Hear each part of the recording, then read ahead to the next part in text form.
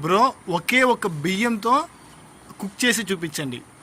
అరే ఏంది బ్రో ఇదన్నీ ఒక ఛాలెంజా? ఓకే గ్యాస్ మీకోసం గాయస్ మీరు చెప్పినట్టు ఒక చొమ్ము తీసుకున్నాను. దాంట్లో ఒకే ఒక బియ్యం వేస్తున్నాను. దాంట్లో నీళ్ళు పోస్తున్నాను. మీకు బియ్యం కనిపిస్తుందా? పదండి గాయస్ కుక్ చేసేద్దాం. తీసుకొచ్చాను, పెట్టేసాను. చూద్దాం గాయస్.